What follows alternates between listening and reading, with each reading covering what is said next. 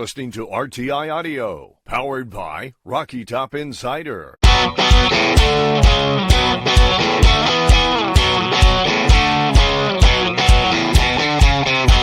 This is Pancakes and Bacon with VFL, Kyler Kerbison, and Reed Bacon.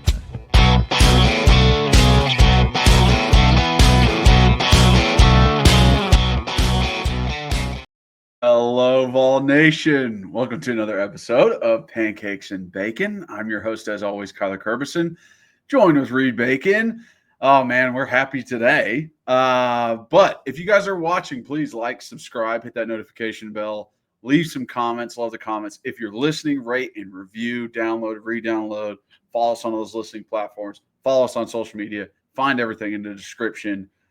Man, did the Vols have a good weekend. We're going to jump into everything. But first, Reed, how are we doing, bud? Wow. Doing pretty good. I'll say that. Doing pretty good. Hey, listen. I'm very, very, very happy and excited what happened last night, but my nerves for Vandy through the roof. Because, Diego Pavia is literally sitting in Nashville on West End just like. Oh, he just watched that UTEP game like, look at that quarterback run around a little bit. Yeah, and he's also like, let me ruin their season and become a legend. You know, he beats Alabama and Tennessee in the same regular season. Yeah, that's a legendary Vanderbilt football player because no Vanderbilt football player has really done anything ever. So it's like it's not a high bar, and he's about to blow through it if that were to happen. We say incredible, amazing, great, all time. We say all that stuff a lot, and it doesn't really stick. It would legitimately be legendary. Like, I would never forget it, and I'm not even a Vandy fan. That's true. So I'm really happy right now. I'm really excited, but I just want everyone to know that I, Reed Bacon, am not overlooking Vandy. I'm very nervous about Vandy. And I can enjoy it, but I don't want to jinx it. Like when I sent the video out the other day or yesterday joking, doing the Gator Chomp, I was like, man, I hope this doesn't come back to bite us. No, but listen, that video of you doing the Gator Chomp, that's not saying that Vanderbilt is still not a threat. That's just being like fantastic. Like, you got the team that is a fraud out of the way. Yeah. Right. Okay, so to start this bad boy off, I have a 4-part quote. Are you ready? Oh, I love it. It's a 4-parter. So I'm not going to say what it is. You'll just see it in just a minute. Okay. Because he's writing out a paragraph. No, it's not a paragraph. Okay, almost there. Anticipation is building. Hey, are you coming in? You're not going to be in Knoxville for Thanksgiving, are you? I'm going to be in Memphis, but I didn't. No, I'll be in Nashville. All right. And what was the last one? Great podcasting right here. This is quiet as you write on a whiteboard for your quote. All right, are you ready for this? Ready as I'll ever be, bud.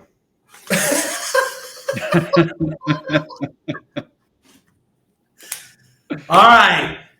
Hotty toddy and roll tide. Boomer Sooner. All with a little Boomer Sooner and go Gators, boy. Love it. Love it. Love it. I mean, we only needed one, but 2 of them. What 2? We got 2. 2, buddy. Dude, honestly, looking into the weekend, I was like, all right, this is going to be great. This is one of those weekends where I can watch each segment of the day, the 12 noon kicks, the 3:30 kicks, the 6 p.m. kicks. Yep. And there's a game that I need to see, that I want to see. That's not how it always works out. Even earlier in the season, sometimes they're like, I don't really care about watching the Florida-Georgia game. Like, even though that was ended up being close, it's not like I really want to watch it. But this one, the fact that Ole Miss plays early, Bama plays in the middle. Texas A&M or Bama plays at night. Ole Miss plays in the middle. We play early. And it's like, okay, now I got games in every freaking window. Super excited about. All I need is one. I'm like rooting for Army heavy, rooting for Gators heavy, Oklahoma, and we get 2.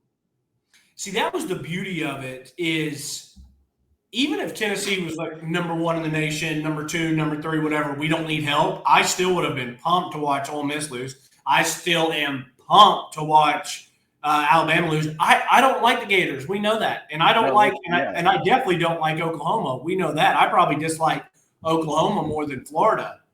But Alabama and Ole Miss are on another level for me. So it's like getting to watch those clowns lose. Like I said, Tennessee could be in, no problem. And I still would have been just as fired up yesterday. And second off, where is our title sponsor on here? They didn't pay for the second week. Do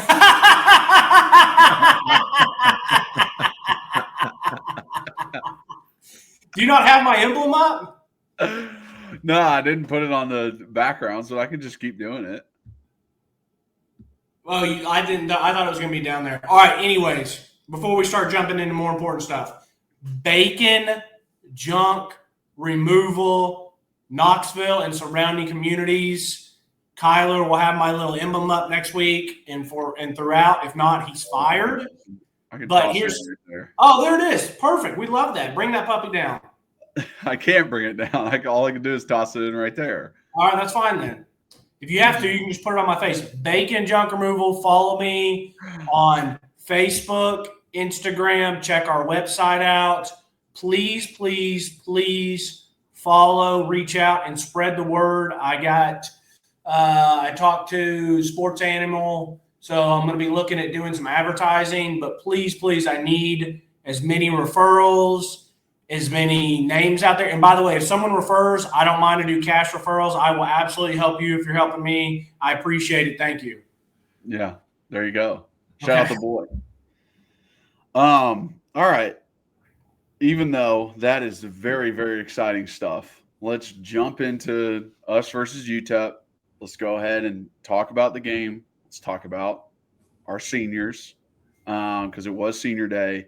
And then we can jump into all the chaos that's going on after that. My wife just texted me, and this is great because she could hear me yelling. She said, and this is good, I will do a discount if you call for a job and you say you heard it on here. I will absolutely do a discount because I already have cash discounts. Drop the name. Senior citizen discounts, 70 and plus. You 65-year-olds, don't come at me. 70 and up, and veterans. Any military veterans at all, discounts. Promo code BACON. Yeah, just tell me. Oh, crap, I had this pulled up, and it went away.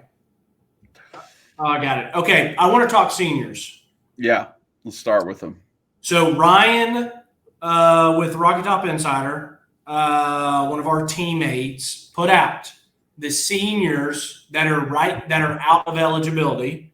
Now, there's one caveat there with Andre Keurig because he didn't go through senior day, but he seems to be out of eligibility. So I don't know if he's trying to get a red shirt or what craziness. Listen.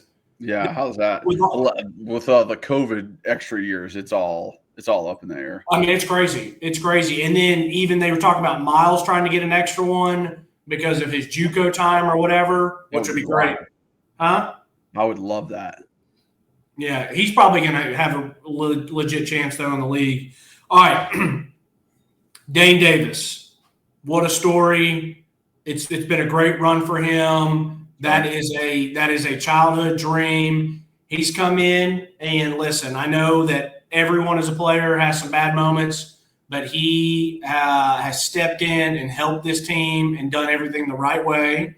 Then I said you got Miles has been awesome. I still go back to when we went to practice this spring and just I stayed for a little bit. You stayed for a while. But literally, I had not really heard of Miles except like, oh, just some transfer from JUCO, Alabama. I'm like, okay, like maybe a rotational piece. I don't know. Yeah. And then I see him running down the field. I'm like, I literally look at you. I said, who's 87? I was like, this boy is a unit. And I said, and he swagged out. So Miles has been great. Dante Thornton, Dante, man, Dante's had an up and down. He jumped over here from Oregon, was a big time get, physically, actually big time get. And then, we wanted to see, but he's had some injury issues, but still have made some really big time plays for Tennessee. He has. And, like his first year here with Joe, it was kind of like, here's Dante, deep ball threat guy, and we can't throw a deep ball. So I was kind of like, oh, well, I mean, give you the benefit of the doubt. And then this year, he's done some good things when we can hit him. You know what I mean? Like he has gotten open when he needs to get open. He's caught the ball. He's caught the ball when now he's had some drops. So it is unfortunate. But the way I see it, I think Tennessee and Dante have both gotten good stuff out of him transferring. It has been a win-win, a mutual helping of each other. I hope he feels that way, because, leaving Oregon and now Oregon's number one in the nation. I don't think they're the number one team in the nation, but they are right now. So we'll see what happens. But I hope he feels that way. Will Brooks, man. Will Brooks. What? Special, man. Special guy. To stay for 5 years, work your ass off for 4 years, hoping that you just get some sort of playing time in your later years. Now you got some special teams, got some rotational time, but to come out and do what he did this year is special, very, very special. He will remember that forever. A lot of Tennessee fans will remember forever. And I'm going to be honest with you, Kyler, because it's got my interest peaked. About 2 weeks ago, I was like, dude, Will Brooks has been so good. I'm going to go back and I'm going to look at his best year against some other UT safeties in their best years. And I'm going to be very, very, very confident saying I think he's going to surprise and he's going to have he's going to have a better year than a lot of your favorite safeties. Oh, yeah. If you look back Tennessee safeties and look back on their seasons and the names that we remember, obviously taking out the big one like Eric Berry, you're going to be like, holy shit, Will stacks up to these dudes and his team's 10-2 and they're going to a playoff and they have a chance for yeah. Yes, I'm excited. There's a couple safeties I have up in this noggin that UT fans love, and they're fine. I'm rattling through my brain right now. Yeah, there's a couple that UT fans swear by, and I'm like, yo, Will Brooks was better than them, and people are gonna freak out, but sometimes the truth hurts.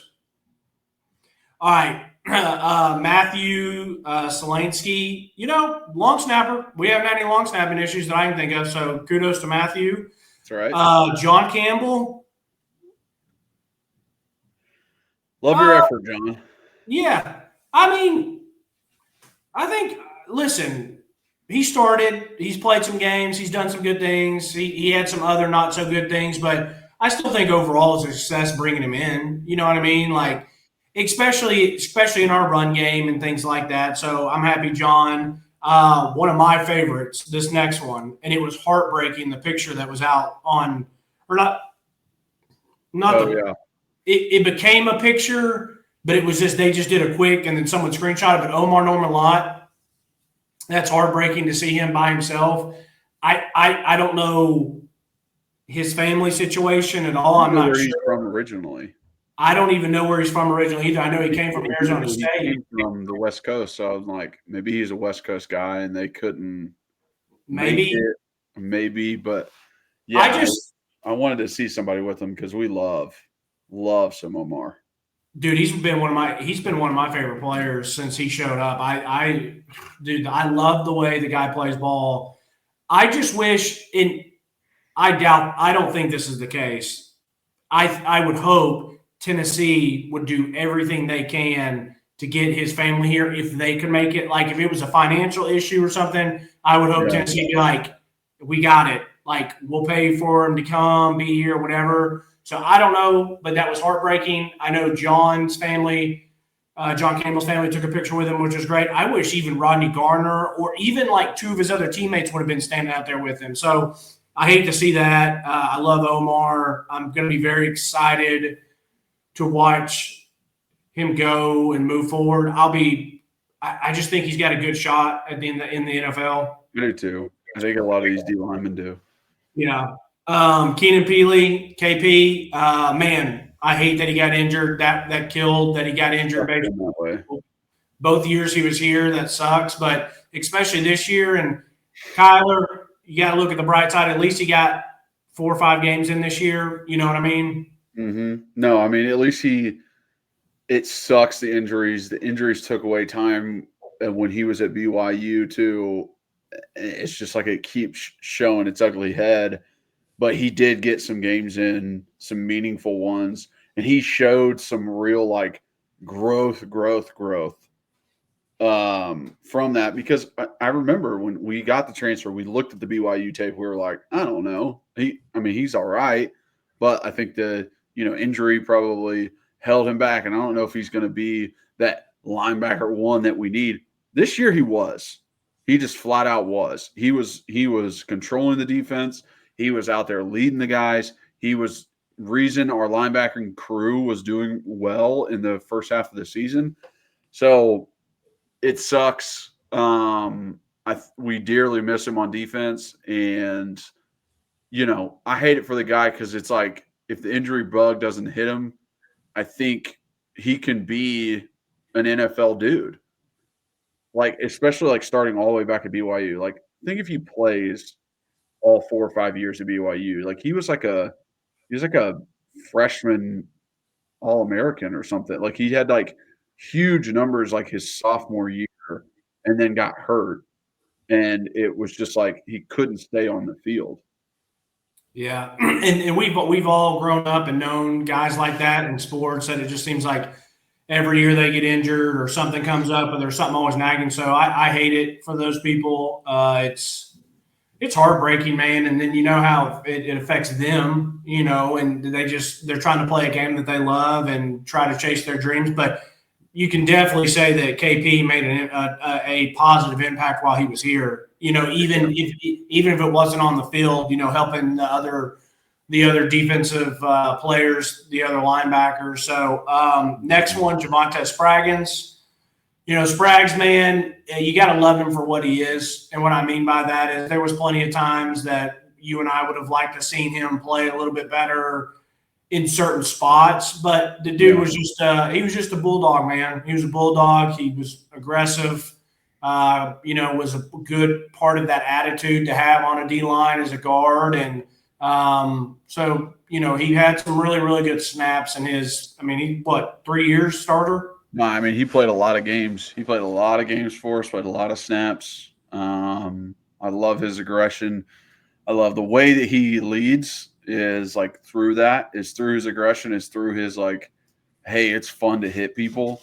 You see it like out in the practice field, like when we've gone to practice of him like leading the offensive line by being like, isn't this awesome that we get to play football? Like just so excited for every rep he can have. So I like Sprags a lot. Obviously, I'm hard on him when he messes up, but that's just because I expect a lot out of him. So yeah, that's a good way to put it. So next one, you got Jackson Lampley. It's a good story for him. His dad played here, and he's a Tennessee kid because he's from Nashville, and got to come over here and put in those years and got some playing time. So kudos to him. Then you got Cooper Mays. The Mays family are they're like the mini UT royalty. I mean many because there's just so many, I'm not going to put them up there with, the Peyton Mannings of the world and all these other people, but the dad to play here, Cade, and then Coop, and watch out the youngest one who's like 5, but he's already massive. Yeah, he's huge. Love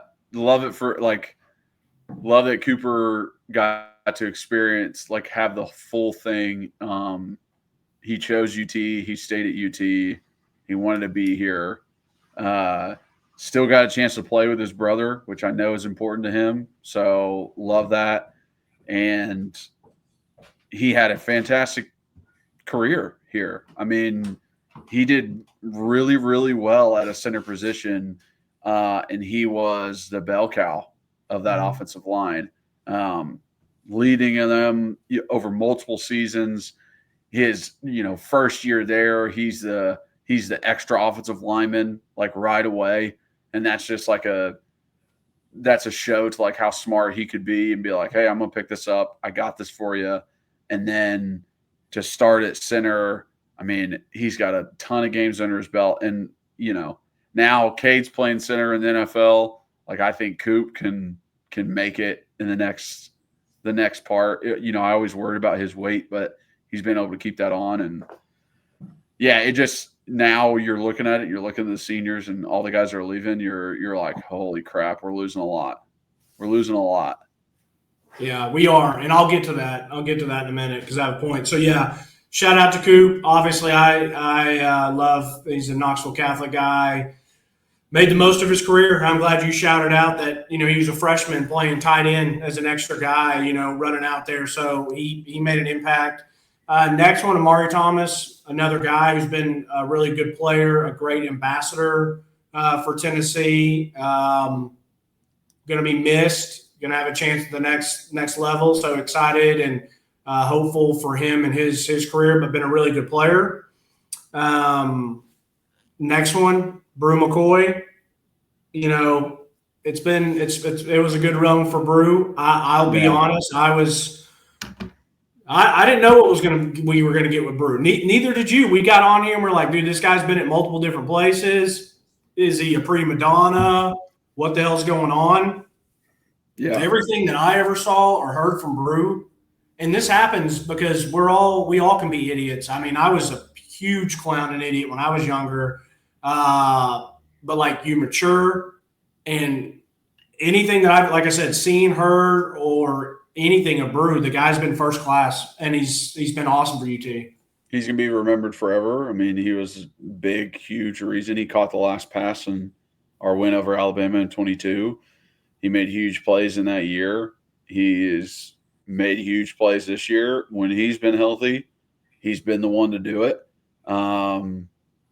And like you said, he's been a professional the entire time. He's led this wide receiver group and done a fantastic job at it.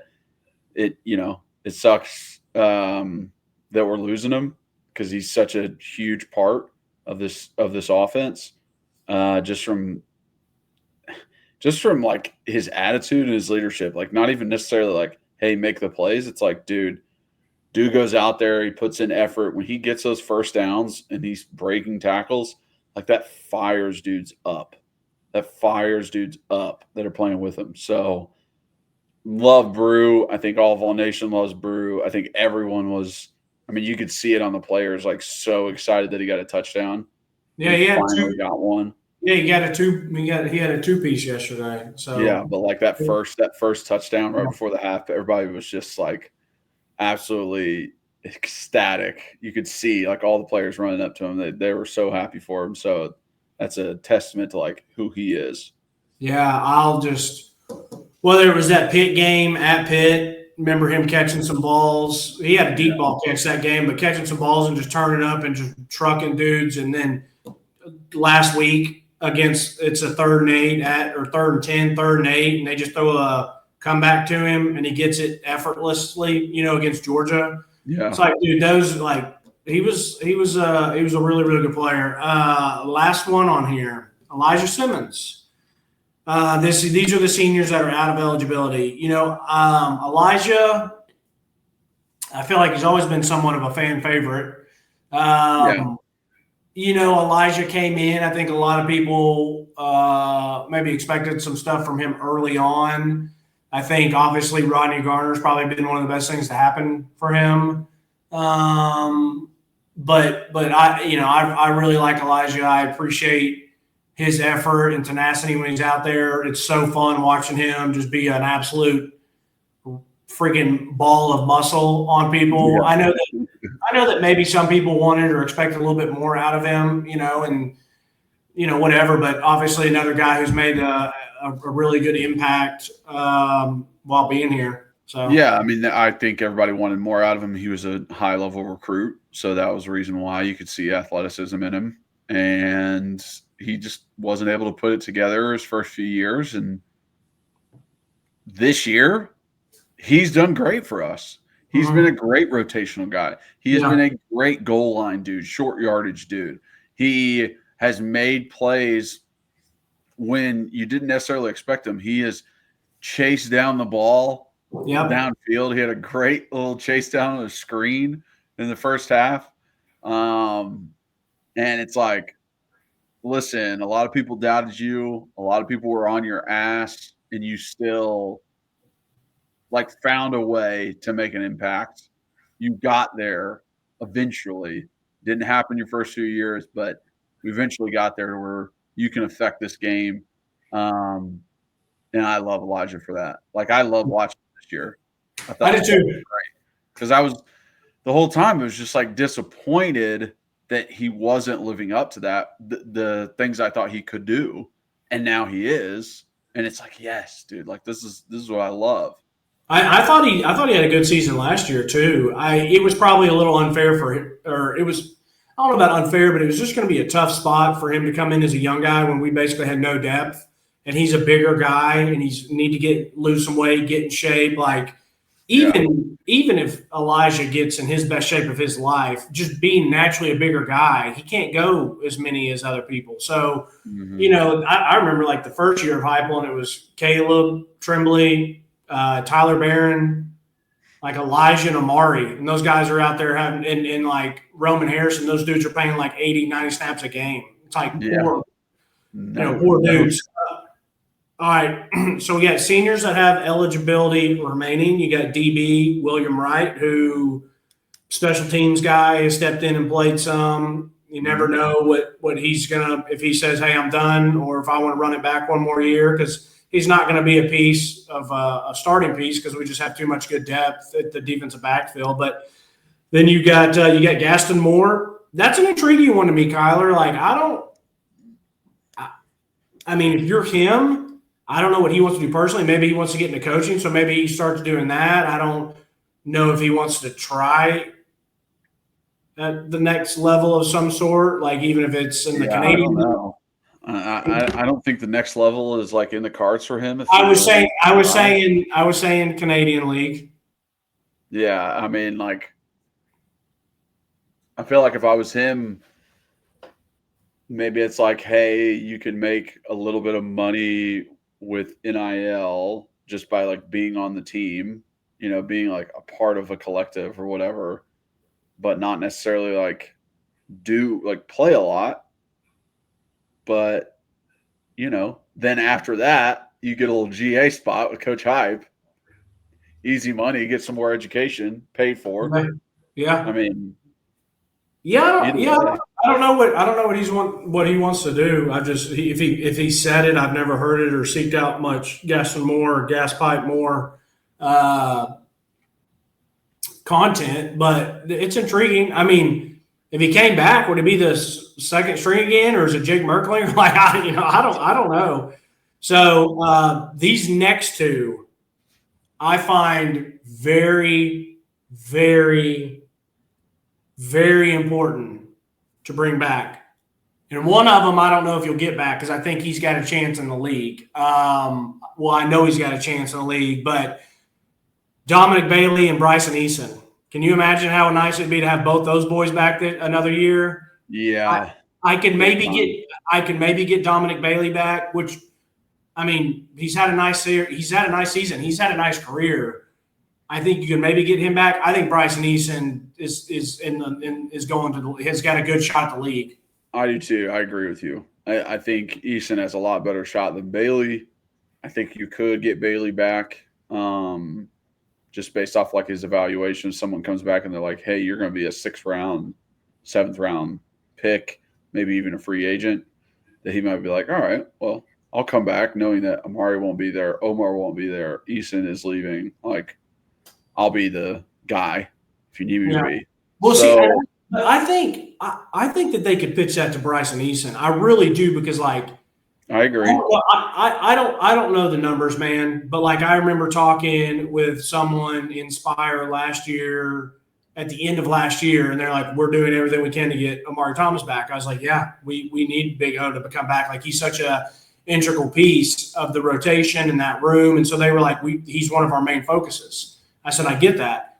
I just feel like if you could do that with Bryson this year, because Bryson's popped more this year than Omari has, and maybe even last year they were about the same. Bryson has been dang good, man. Mm-hmm. And like, I think if you look at him and you're just, and like I said, I don't know the numbers. So say if you're like, we can get you a couple $100,000 to play again here compared to, I don't know what, like if he's projected 5th or 6th round, I know that could, but like, I just don't, D tackle is one of those that like, I don't know if you need to start your clock now. I feel like there's D tackle. There are so many rotational guys in the NFL like that.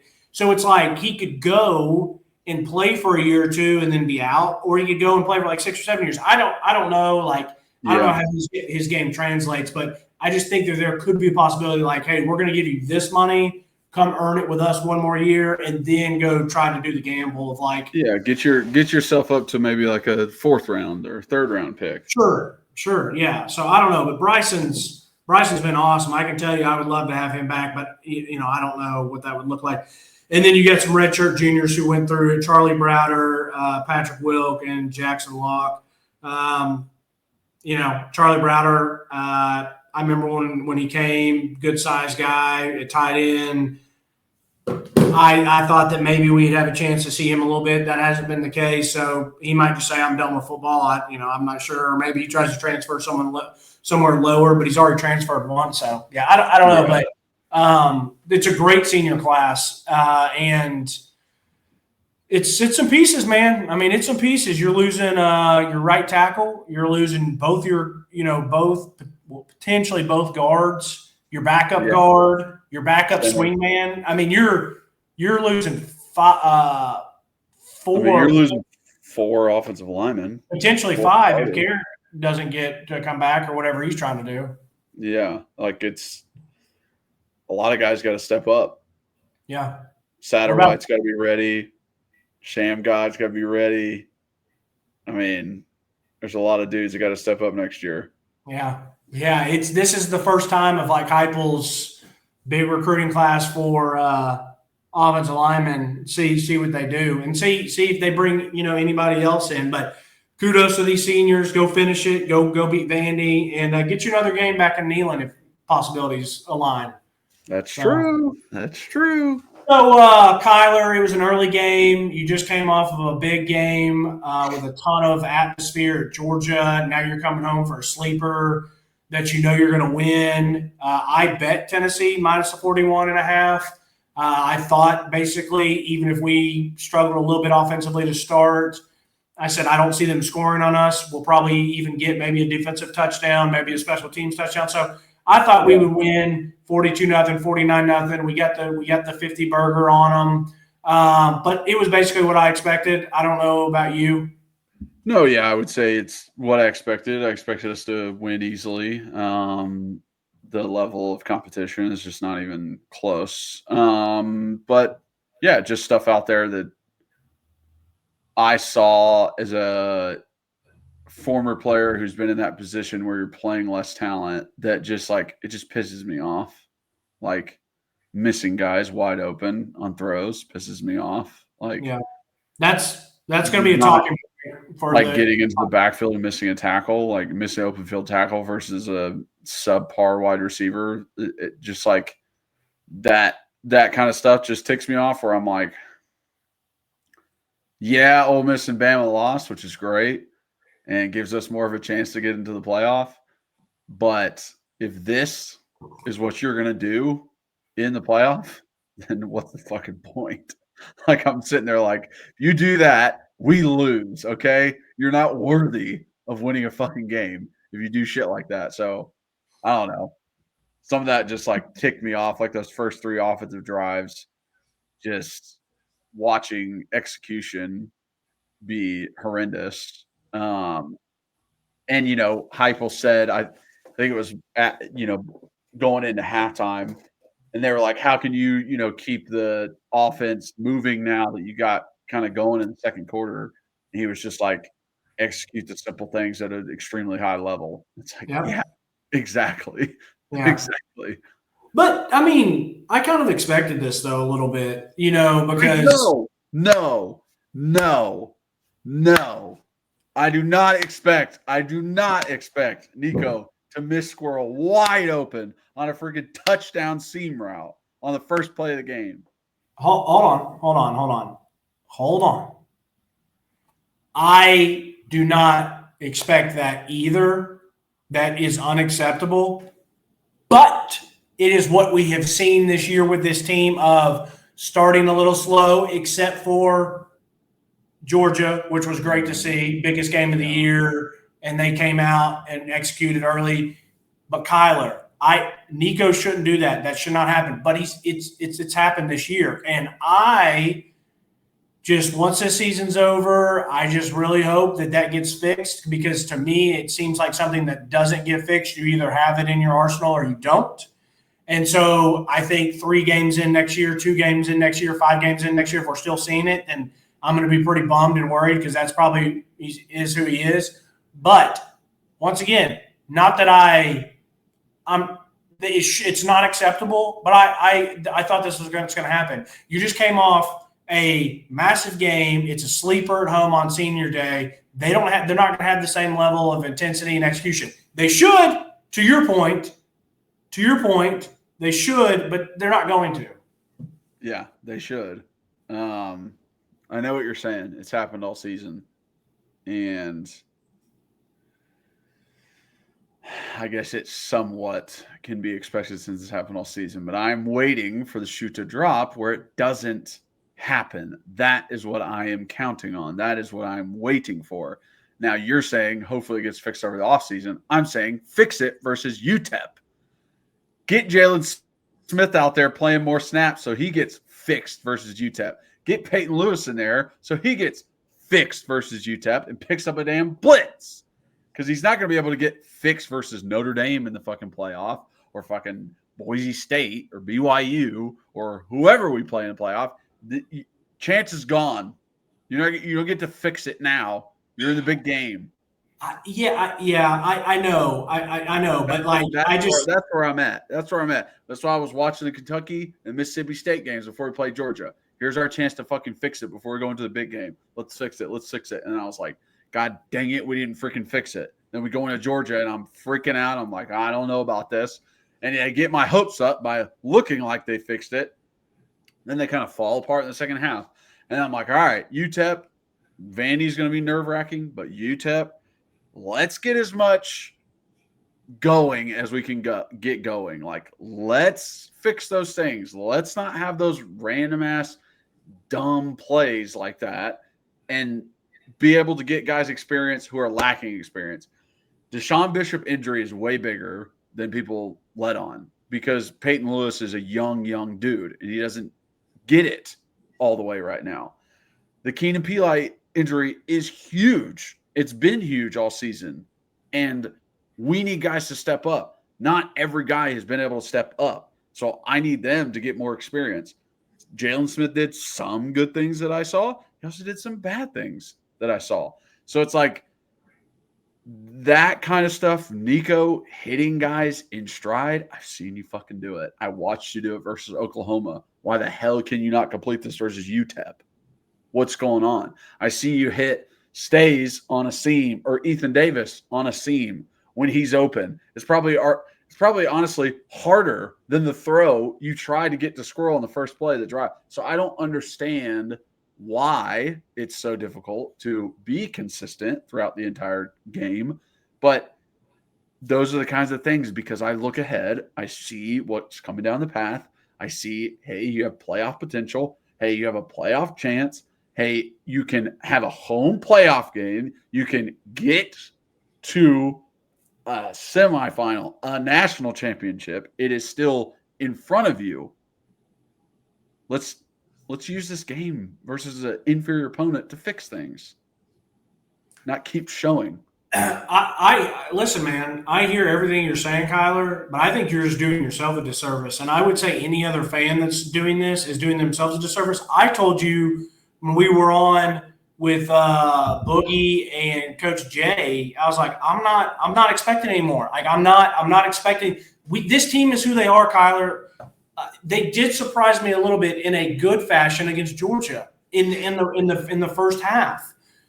It didn't change my overall thought because I still thought it'd be a close game with Georgia. I just thought it'd be our defense keeping us in it. But like Kyler, you are just setting yourself up for disappointment. This team is who they are. They're not going to come out against Vandy and put up a quick 21 like 2 years ago or 3 years ago. It's just not going to be. We're going to miss some shots. We're going to make some.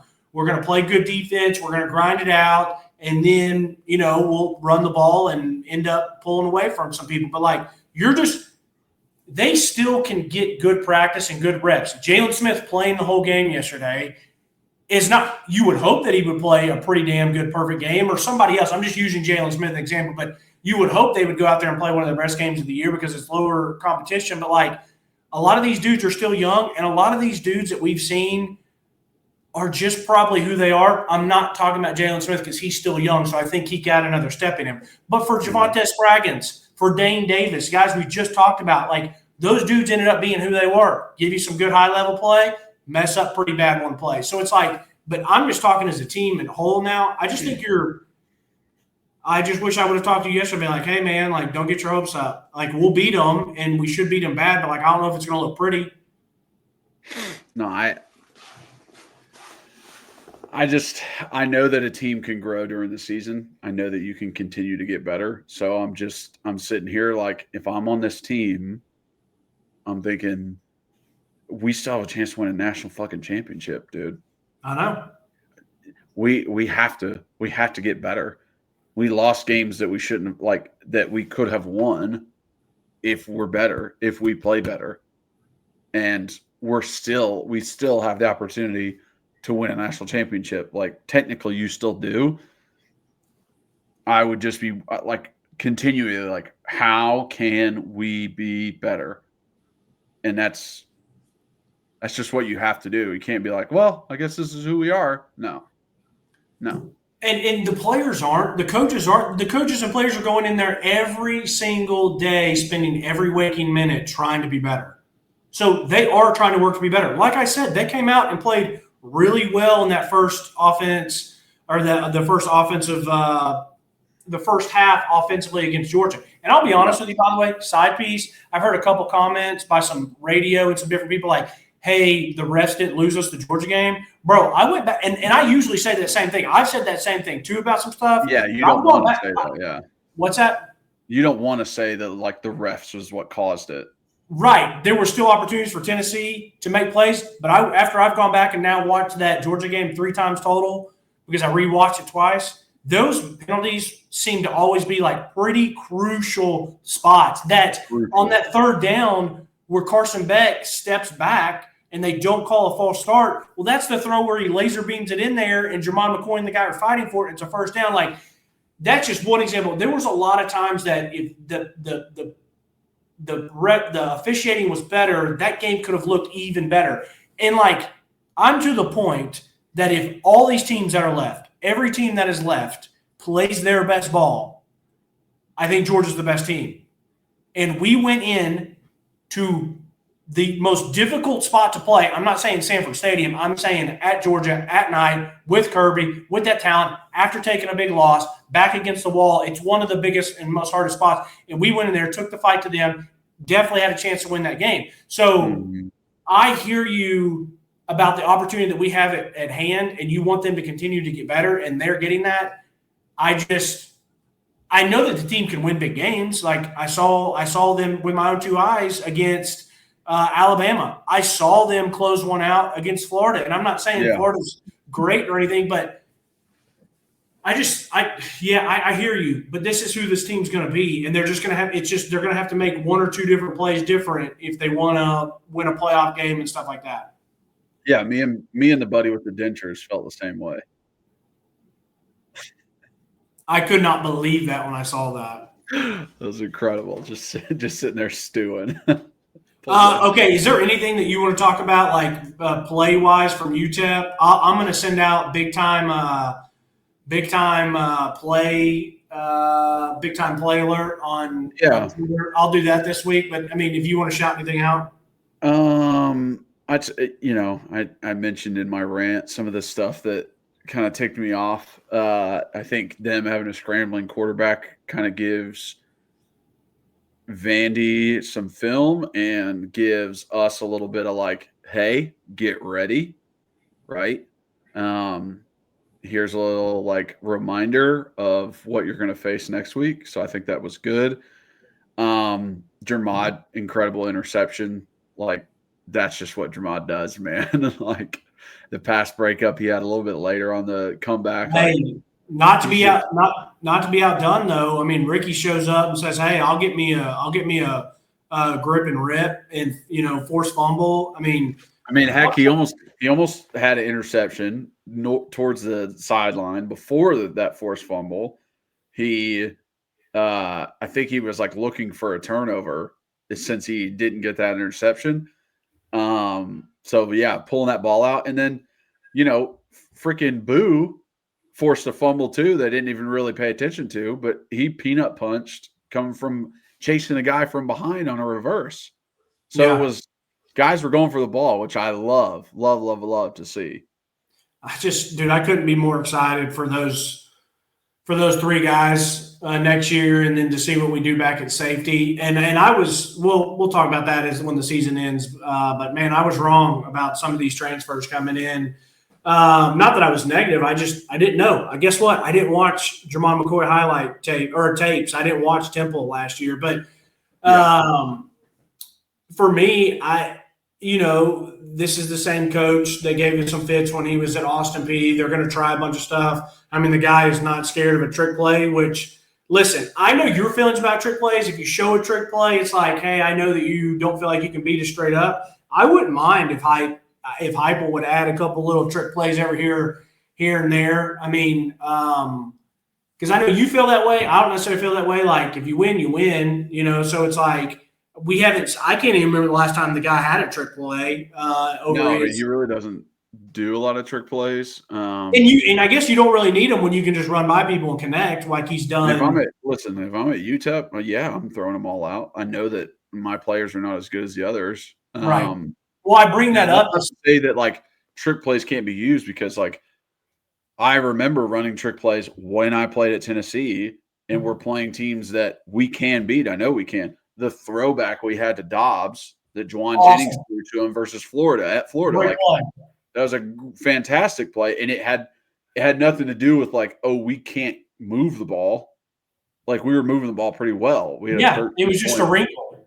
Yeah, it was just a wrinkle. We had a 13-point lead in the fourth quarter. So, I would kind of like to see those every once in a while. Obviously, Heupel still won some big games without him, but I'm happy UTEP did some of that stuff because I felt like our defense stayed at home and played pretty well against those things. I mean, John Slaughter had to pick later in the game on another trick play that they tried to do, and it's like Vandy is going to potentially try to do different stuff like that. Vandy likes to go a lot of east and west, and the quarterback run game is a big deal and those things. So it was nice to let these guys see some different stuff on a much smaller scale this week. But, I was happy with how the defense played.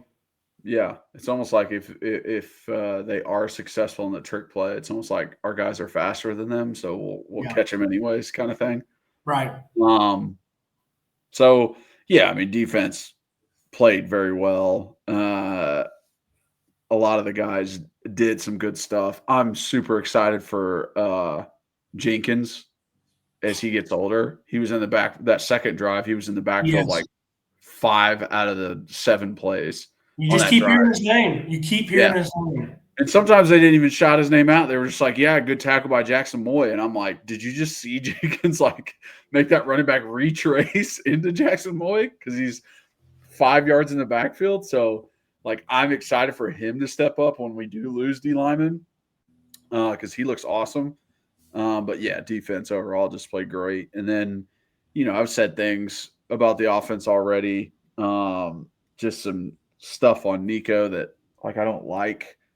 Missing Squirrel, getting jittery feet in a clean pocket. and then tries to like take off and doesn't get anywhere, gets stepped on. It's like, dude, chill out. There's just times where, I'm like, give it a sec. Like I thought he tried to dump off where, it was versus cover 2 man. He goes to the dump off. And we don't get a first down, but it's freaking man coverage, and there's a crosser coming right open across the middle. I'm like, Nico, like you had time in the pocket. Just keep your eyes downfield. You can complete that pass for first down. So it's just, stuff like that really gets me. But you know what I can always count on is Dylan Sampson and running the fucking football. Like we always have success running the football. We're always getting positive yardage, which I love. I'm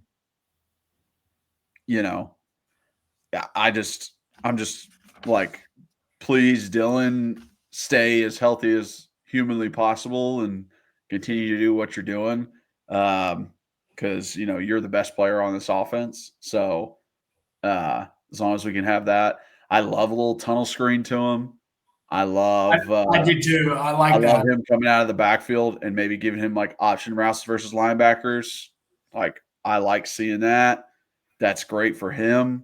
Yeah, that was 2 things we had not seen. If I remember, a tunnel screen to him and that Texas route with him. I think him on a tunnel screen is fabulous, and I think him on a Texas route is potentially unguardable. Yeah, no, I agree. Dude, how many times have we compared him to Kamara? That's the way he freaking plays, dude. Like making big dude, like guys that are bigger than him miss is what he does. And it's like, if I can get him on an option route versus a linebacker, I'm in heaven. Yeah, I agree. I agree.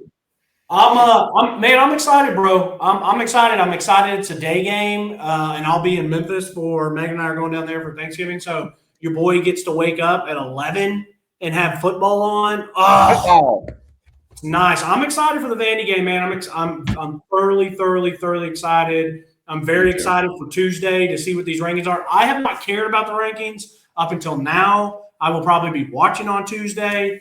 Yeah, it all changes. It all changes. I care. I still care about them because you look at the teams ahead of you and you're like, weird. We beat Alabama. They're still ahead of us. That's what I didn't watch until now. I didn't watch until now.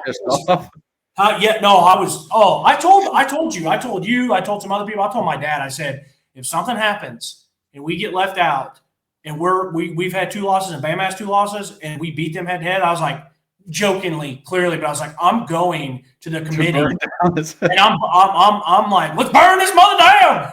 Yeah, exactly. Yeah. So I would have not have been in a good way, but you know what? Bama didn't handle business. No, dude, they didn't. Go ahead. Really quickly, I felt really good going into that Florida game. I was like, DJ Lagway and that team are playing so much better. The win last week against LSU, what made me feel the best was that it's at home. And as I've talked about, these teams, bro, it's hard. It's hard to win on the road in the SEC. It is hard, bro. It is hard. And so, like, the fact that it was in Gainesville, and kudos to Sunbelt Billy, man, after them getting absolutely trounced to start the year by Miami and them looking like their season's over, holy moly. And like, Graham Mertz I thought it was a mistake. Listen, I have future of SEC up next. So I want to talk about the SEC right now, college football playoff right now, and then we'll talk about that. But SEC standings, Georgia is in the SEC championship, and it is dependent who they're playing on this A&M versus Texas game, because A&M loses to Auburn on Saturday too, which is massive. So it all depends on that game. Wait, so if A&M wins, they're in the SEC championship. Wow. They're in the SEC championship because they would give Texas their second SEC loss. So we really need Texas to win. Yeah, we kind of do because I don't know. Here's the reason why. We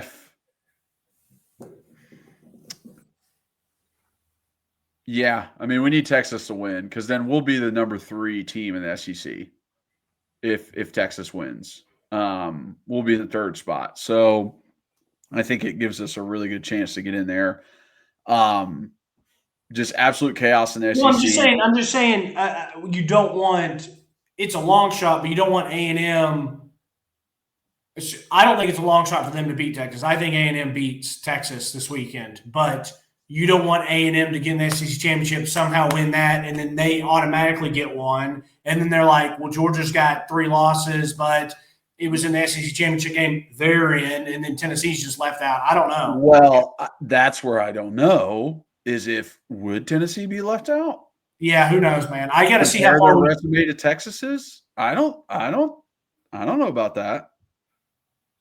No. I was saying if Texas loses, and that's what I'm saying. If Texas loses, then the conversation for the number 3 SEC team would be between Texas and Tennessee. You think A&M's automatically in?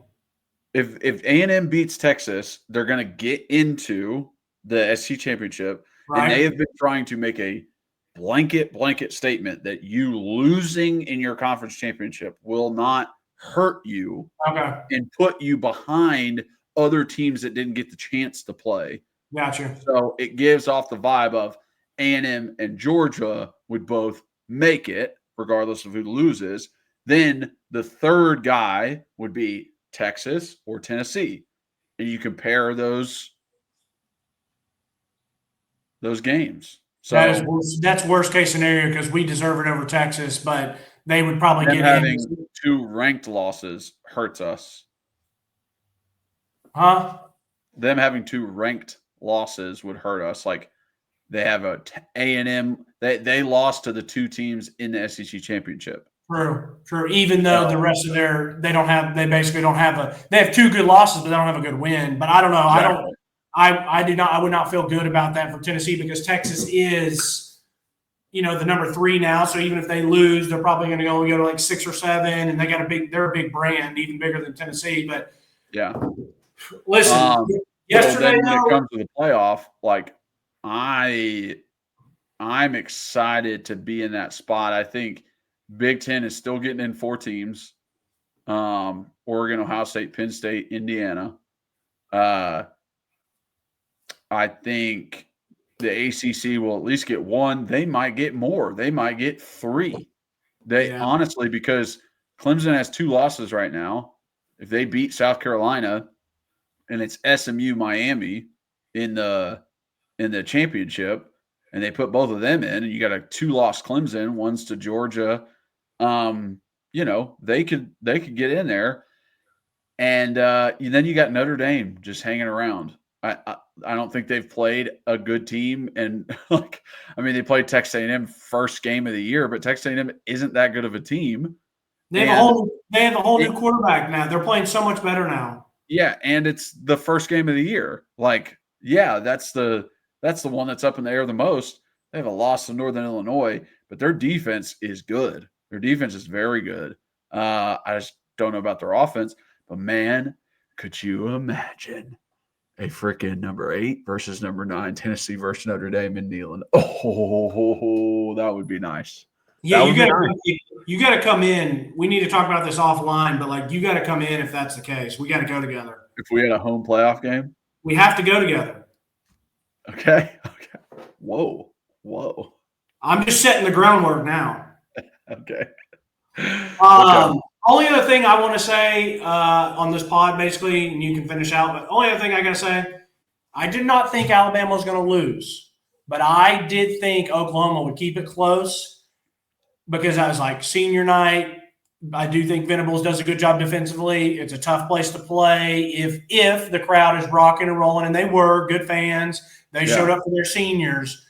But that is the thing, bro. If you get that Milroe, that is what can happen. And that is what happened. That's I was about to say. I was like, you can't trust Milroe. That is the reason we've watched so many games where he's done very, very well, so many that he's done horribly. The guy can run the ball.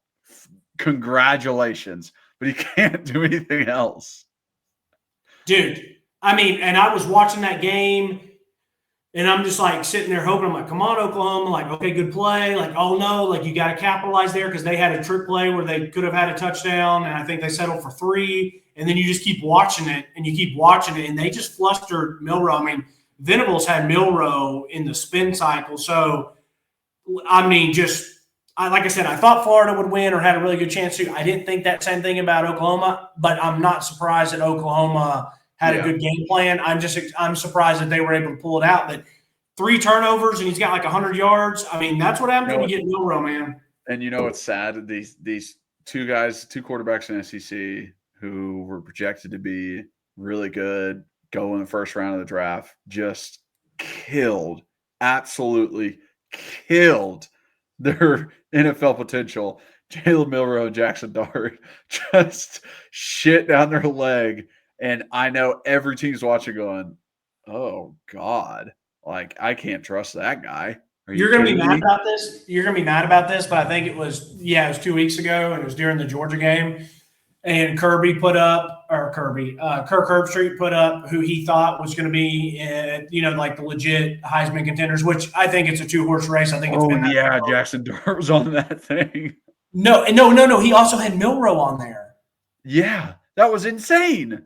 And then Milroe comes out and does this. I'm like, bro, if Milroe's on the Heisman thing, it's only because of 2 games, the Georgia game and the LSU game. The LSU show that they can't stop a nosebleed. So, anyways. And the craziest part, too, they didn't have Cam Ward in there, who's been playing bonkers out of his mind. I thought they did have Cam Ward on there. They didn't have him on the thing, and it was like, what are we doing?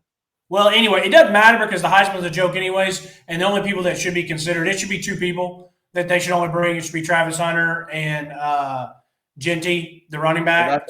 That's why Milroe shitting down his leg, Jackson Dart shitting down his leg, Dylan Gabriel not really like doing anything to deserve it. No. And Cam Ward kind of being quiet. I want Dylan to get 4 more touchdowns versus Vandy. And then he's just like right there close to Ashton Genty and maybe gets the 4th like invite. That's all I want is an invite. I know Dylan's like, you can't win it. If you're behind, if you're the 2nd best running back, you're not going to win it. But it's like, let's get an invite for the guy. I would love that. And then if he